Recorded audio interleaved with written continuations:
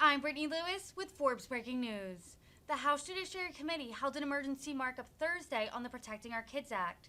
Recent mass shootings in Buffalo, Uvalde, and Tulsa have reignited the gun control debate between Democrats and Republicans. Congressman Matt Gaetz blasted the gun control legislation, arguing that, quote, perhaps outrage isn't the most responsible and pensive way to write a bill to address a problem. Listen in to more from the Florida Republicans' comments. Strike the last word. Gentleman is recognized. I'll confess I don't know much about the gun lobby that my colleague referenced because I don't meet with any lobbyists. I don't take their donations, and I don't take any donations from any of the political action committees that are for or against any of these measures. But I can speak for law-abiding gun owners who are very concerned about some of the bills that are before us.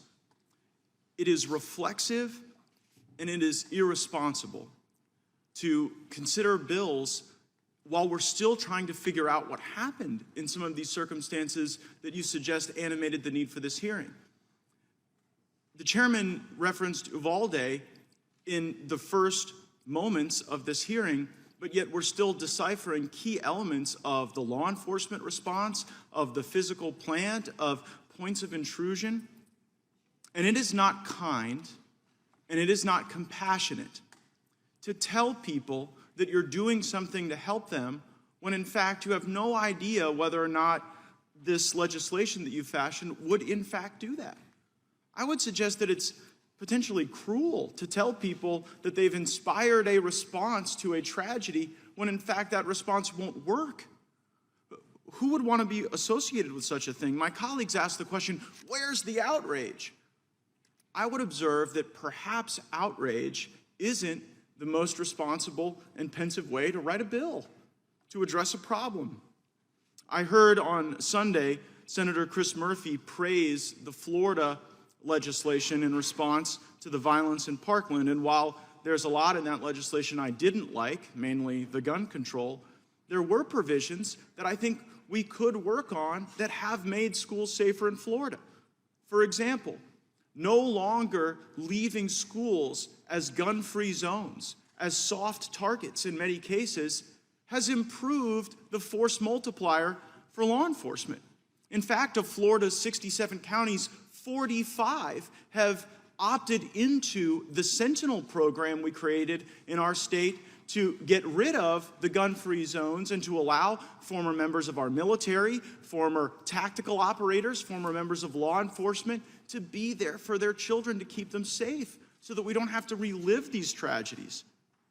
There was also more training that was actually required, mandatory, rigorous in Florida. That would be something that we might want to think about and might want to encourage.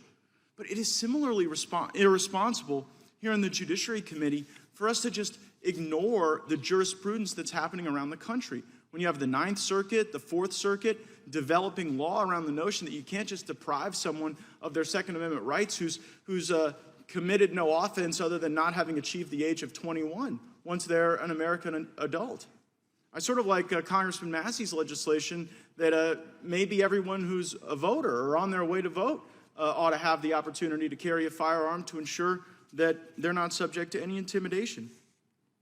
I heard my colleague, Mr. Cohen, talk about the need to pass this legislation despite the fact that it will stop law-abiding citizens from being able to exercise their right. And I guess that is the accepted collateral damage. What people need to hear is that stopping law-abiding citizens from exercising their rights is okay, even in a world in which we're not making school shootings less likely because we're not appropriately tailoring the remedy to the problem. We've got all this ghost guns and gun tracking legislation up today. Were any of these school shootings, were any of these guns ghost guns? You know, and so it seems to be sort of gun control in search of a tragedy to lash onto to animate the desire to have more gun control. And I believe the gentleman from Tennessee also said, well, it'll also stop the non-law abiding.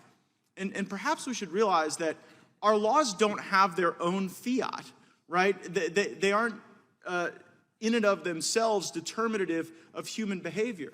And to suggest, you know, I was watching the NBA Finals, and I heard Shaquille O'Neal observe that in the communities that he's familiar with, the access to guns is not the problem. Anybody can get the guns. And maybe if that's true, and he was speaking of course, non-legal ways to get guns, maybe we ought to focus on the circumstances that cause these people to commit these shootings. Maybe we ought to get rid of the gun-free zones that are causing this scourge of violence. And maybe we ought to really put the victims first, not through virtue signaling, but through pensive, thoughtful legislation.